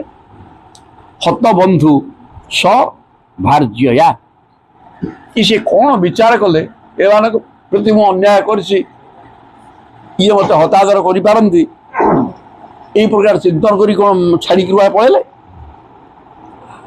আশংসমান সমরম গঙ্গায়াগ দুঃখিত অপতত। তেণু সে শঙ্কা কলে যে এମାନଙ୍କ ଠାରୁ এମାନଙ୍କ পাখে রহিলে এମାନଙ୍କ ଠାରୁ ମୁଁ ଉତ୍ତମ ଭାବରେ ସତ୍କାର ପାଇପାରିବିନି, ହୁଏତ ଏମାନେ ହତାଦର କରିପାରନ୍ତି। କାରଣ ମୁଁ ୟାଙ୍କୁ କେବେ ସୁଖ ଦେଇନି। ଏ ପ୍ରକାର କିଛି ମାନସିକ ସ୍ତରରେ ଚିନ୍ତା କରି ଇଏ ଗଙ୍ଗାରେ ଯାଇକି ଘାସ ଦେଇଦେଲେ କି ଆଉ ଯିବେ ବି କୁଆଡ଼େ ଅନ୍ଧକୁ ବୁଢ଼ା ଇଏ ଯାଇପାରିବେ କି ତେଣୁ କୁଆଡ଼େ ଗଙ୍ଗାରେ ଡେଇଁ ପଡ଼ିଲେ କି ଏ ପ୍ରକାର ଅନେକ ସନ୍ଦେହ ଯୁଧିଷ୍ଠିରଙ୍କ ରହିଲା ଏବଂ ସେ ସଞ୍ଜୟଙ୍କୁ ପ୍ରଶ୍ନ କଲେ ପିତରି ଉପରତେ ପାଣ୍ଡୁ ସର୍ବାନ୍ନ ସୁହୃଦ ଶିଶୁ ଆମର ପିତା ପାଣ୍ଡୁ ପରାକ୍ରମୀ ଥିଲେ ସେ ଯେତେବେଳେ ଚାଲିଗଲେ ଆମେ ସବୁ ଟିକି ଟିକି ପିଲା ସୁହୃଦ ଆମେ ସବୁ ଟିକି ଟିକି ଶିଶୁ ଥିଲୁ ଏବଂ ଆମକୁ ଧୃତରାଷ୍ଟ୍ର ସିଏ ଧୃତରାଷ୍ଟ୍ର ଠିକ ମନରେ ପାଳନ କରୁନଥିଲେ ମଧ୍ୟ ଯୁଧିଷ୍ଠିର କି ପ୍ରକାର କହୁଛନ୍ତି ସେତେବେଳେ ସମୟରେ ଆମେ ହତାଶିଆ ଅବସ୍ଥାରେ ଥିଲୁ ନା ସେଇ ଜ୍ୟେଷ୍ଠ ପିତା ଆମକୁ ଲାଳନ ପାଳନ କରିକି ବଞ୍ଚେଇଥିଲେ ସେ ତାଙ୍କୁ ଦୁଃଖ ଦେଇଥିଲେ ମଧ୍ୟ ଯୁଧିଷ୍ଠିର ସେ ପ୍ରକାର କହୁନାହାନ୍ତି କାହିଁକି ନା ଧର୍ମଜ୍ଞ ନହେଲେ ସେ କହୁଛନ୍ତି ଯାହା ହଉ ସେ ଭଲରେ ହଉ ମନ୍ଦରେ ହଉ ତାଙ୍କ ଭିତରେ କ'ଣ ଭାବନା ଆମ ପ୍ରତି ଦୁର୍ଭାବନା ଥାଇପାରେ କିନ୍ତୁ ଆଉ ଖାଇବାକୁ ଦେଇକି ରଖିଥିଲେ ତ ସେତେବେଳେ ଆମେ ନହେଲେ କ'ଣ କରିଥାନ୍ତୁ ବିଲକୁଲ ହତାଶ କରିକି ତଡ଼ିଥାନ୍ତେ ଘରୁ ତ ଭିକ ହେଇଯାଇଥାନ୍ତୁ କିନ୍ତୁ ଆମକୁ ତ ରଖିକିରି ପାଳି ପୋଷିକି ରଖିଥିଲେ ତେଣୁ ଅରକ୍ଷ ପ୍ରାଣ ବ୍ୟସନତଃ ଆମକୁ ଅନେକ ଦୁଃଖରୁ ସେ ରଖିଛନ୍ତି ଆମକୁ ରକ୍ଷା କରିଛନ୍ତି ପିତୃବ୍ୟଉ କୋ ଗତୌ ଇତଃ ତେଣୁ ଏଇ ଯେଉଁ ଦି ଜଣାକ ଆମ ପିତା ବିଦୁର ଏବଂ ଧୃତରାଷ୍ଟ୍ର ଯେଉଁମାନେ ଆମକୁ ଦାୟିତ୍ୱ ନେଇକିରି ବଞ୍ଚିବାର ରାହା ଦେଇଥିଲେ କିଛି ଗୋଟେ ଆମେ ବି କରିଥିଲେ ଖାଇ ପିଇକିରି କେମିତି ରହିବା ଆମ ପ୍ରତି ତାଙ୍କର ଭାବନା ଦୁର୍ଭାବନା ଥାଇପାରେ କିନ୍ତୁ ବଞ୍ଚିବା ପାଇଁ ବି ତ କିଛି ଗୋଟେ ବ୍ୟବସ୍ଥା କରିକି ଆମକୁ ରଖିଥିଲେ ନା ତେଣୁ କୁଆଡ଼େ ସେ ପଳେଇଲେ ଏଇ ପ୍ରକାର କହୁଛନ୍ତି କୃପୟା ସ୍ନେହ ବୈକ୍ଲବ୍ୟତ ସୁତୁ ବିରହ କର୍ଷିତ ଆତ୍ମେଶ୍ୱରମ୍ ଅବକ୍ଷାଣ ନ ପ୍ରତ୍ୟାହାତି ପୀଡ଼ିତ କୃପୟା ସ୍ନେହ ବୈକ୍ଲବ୍ୟତ ସଞ୍ଜୟ ତାଙ୍କ ପାଖେ ପାଖେ ସଦାବେଳେ ଥିଲେ ଗୋଟିକାକ ଧୃତରାଷ୍ଟ୍ରଙ୍କର ତେଣୁ ତାଙ୍କର ଏ କଥା ଶୁଣିକିରି ତାଙ୍କ ପ୍ରତି ସ୍ନେହ ଆସିଲା ଧୃତରାଷ୍ଟ୍ରଙ୍କ ପ୍ରତି ଏବଂ ତାଙ୍କ ମନ ବିକଳ ହେଇଗଲା ତେଣୁ ସୁତ ବିରହ କର୍ଷିତ ସେ ଧୃତରାଷ୍ଟ୍ରଙ୍କ ବିରହରେ ବ୍ୟଥିତ ହେଇଗଲେ ଏବଂ ଆତ୍ମେଶ୍ୱରମ୍ ଅଚକ୍ଷାଣ ସେ ନିଜକୁ ତାକୁ ଈଶ୍ୱର ବୋଲି ଚିନ୍ତା କରୁଥିଲେ କାହାକୁ ଆଉ ତାଙ୍କ ଦତ୍ତ ଖାଇ ବିକ୍ରି ବଞ୍ଚିଥିଲେ ସଂସାର ତାଙ୍କର ଥିଲା ଧୃତରାଷ୍ଟ୍ରଙ୍କ ଦ୍ୱାରା ପାଇକିରି କିଛି ତେଣୁ ତାଙ୍କୁ ଭଗବାନ ବୋଲି ଚିନ୍ତା କରୁଥିଲେ ତାଙ୍କୁ ହଜେଇ ଦେଇ ସାରିଛନ୍ତି ତାଙ୍କ ସୁରକ୍ଷା ଦାୟିତ୍ୱରେ ସେ ଥିଲେ ଦେଖା ଆସିକି ମୋଟେ ନାହାନ୍ତି ଆଉ ସେ ତ ପ୍ରତ୍ୟାହାତି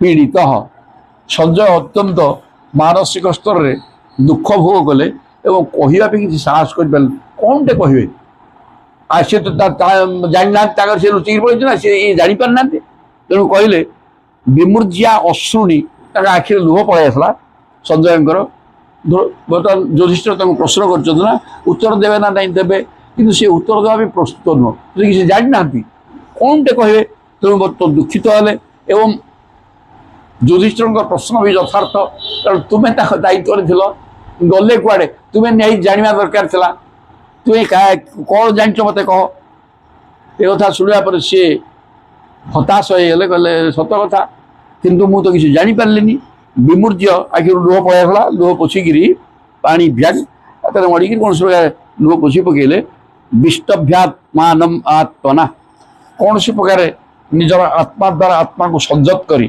ଟିକେ ଶାନ୍ତ ହେଲେ ଏବଂ ଅଜାତ ଶତ୍ରୁ ପ୍ରତ୍ୟୁଚେ ଅଜାତ ଶତ୍ରୁ